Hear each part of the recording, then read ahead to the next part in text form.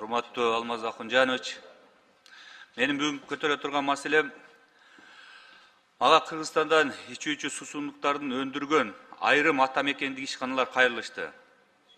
Алар бүгүнкү күндө мына Глобус, Народный, Азия сыяктуу ири соода тармактары менен иштешүүдө адилетсиз шарттарга туш болуп жатышканын айтышууда да. Биринчиден, бул соода тармактары суусундуктардын баасына орточо эсеп менен 20% кошумча үстөк баа коюшат экен.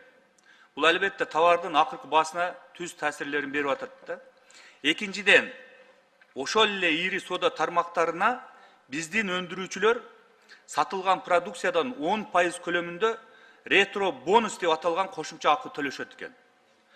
Мындан тышкары учурда соода тармактары өндүрүүчүлөрдүн өзүнө таандык болгон фирмалык муздаткыч же болбосо холодильниктерди ошо жабдууларды жайгаштыруу үчүн дагы кошумча ижара акысын талап кылып атышыптыр да. Мындай ижаранын көлөмү айына 18 миңден 30 миң сомго чейин болот экен.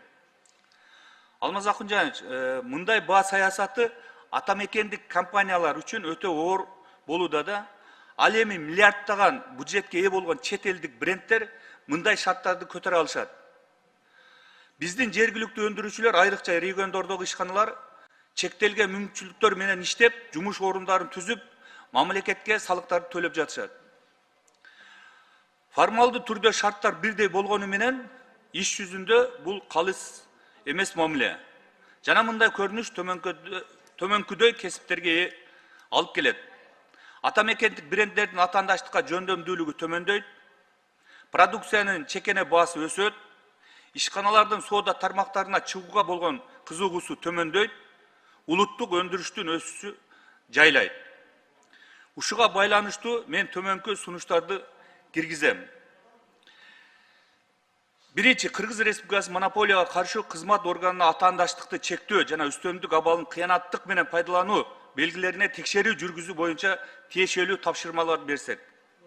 Экинчи, экономика жана коммерция министрлигине ата мекендик өндүрүүчүлөрдүн чекене соода тармактарына чыгуу шарттарын жеңилдетүү, кошумча үстөк баалардын жана төлөмдөрдү жөнгө салуу боюнча сунуштарды иштеп чыксак.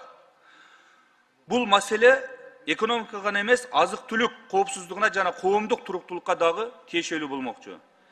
Менин сунуштарымды эске алып, тиешелүү министрликтерге, жетекчилерге тапшырма берсеңиздер.